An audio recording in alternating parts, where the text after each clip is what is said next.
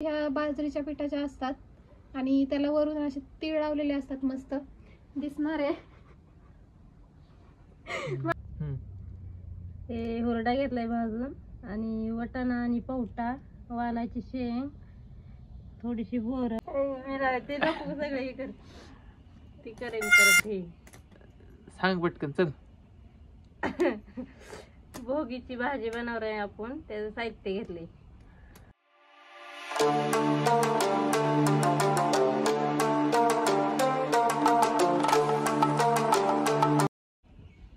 नमस्कार, तुमचं स्वागत आहे आपल्या चॅनलमध्ये.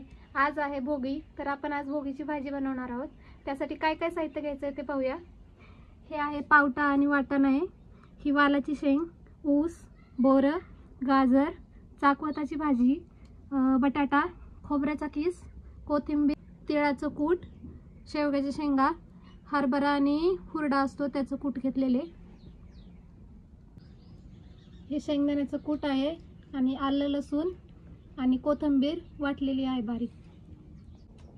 2 चमचे कांदा मसाला, 1 चमचा गरम मसाला, 2 चमचे लाल तिखट, हे आपले विकतचं लाल तिखट असतं ते आहे, 1 चमचा धना पावडर, चवीनुसार मीठ आणि थोडीशी हळद.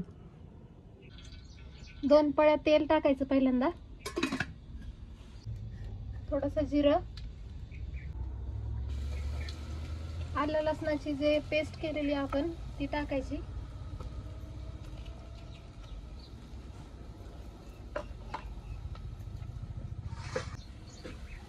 थोडंसं परतून घेऊ त्याला.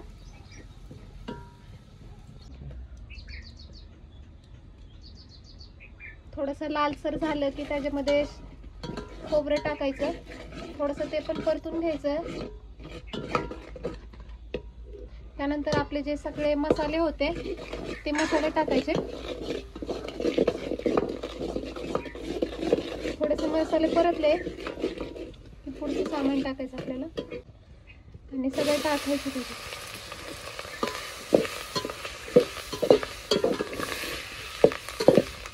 सगळ्या भाज्या थोड्या मिक्स करून घ्यायच्या.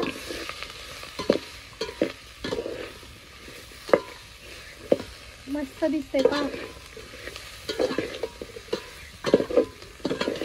मसाले वगैरे जरा परतले ना की छान चव येते.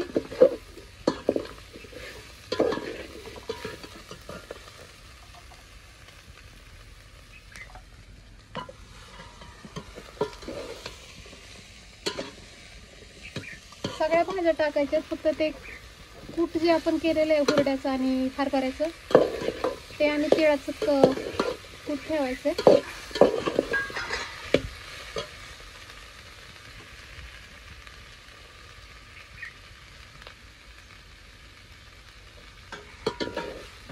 तुम्ही बघू शकता किती छान दिसतंय. आता ते कूट आहे ते थोडंसं घालायचं,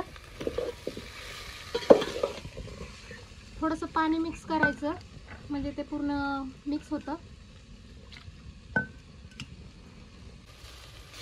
हे कुटामध्ये पाणी ओतून घातलेलं आहे, आता ते टाकायचं आपण. त्याच्यामुळे भाजी छान घट्ट होती.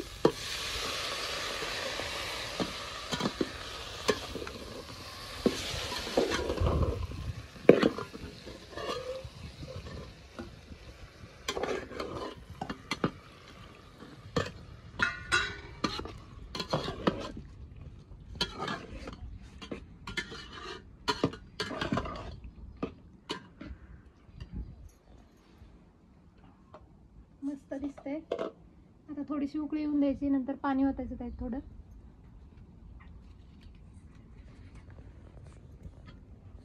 आपल्याला जेवढी भाजी करायची तेवढं पाणी ओतायचं नंतर आणि चवीनुसार मीठ टाकायचं. आपल्याला जेवढी भाजी पाहिजे त्यानुसार पाणी ओतायचं.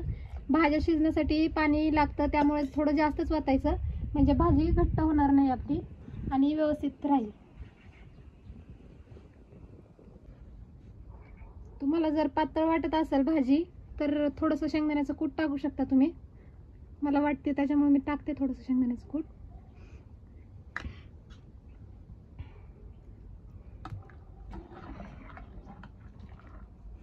बघू शकता कशी दिसते भाजी. उकळली आणि थोडी तरी आली ना की खूप छान दिसणार आहे आपली भाजी. बघू शकता शिजल्यावर अजून घट्ट होणार आहे, त्याच्यामुळं जरा पातळच ठेवायची. थोडीशी कोथिंबीर टाकूया वरून. हा किती छान दिसते पा.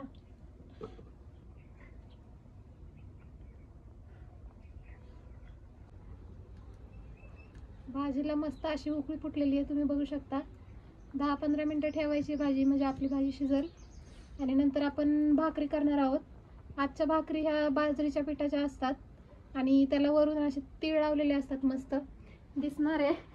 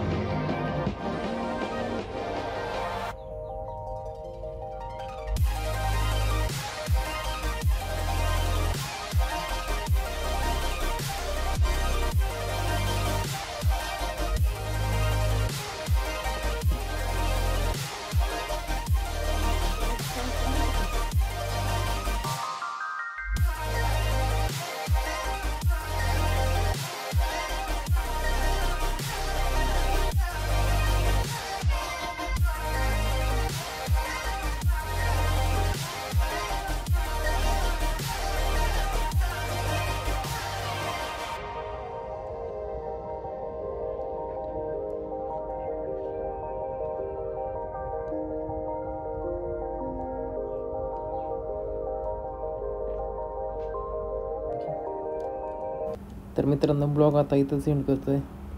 तर तुम्हाला सर्वांना भोगीच्या शुभेच्छा. आणि या जेवायला चुलीवरची बाजरीची भाकर आणि भोगीची भाजी. तर व्हिडिओ आवडले असल्यास लाईक करा, शेअर करा आणि सबस्क्राईब करायला विसरू नका. Thanks for watching. थँक्यू.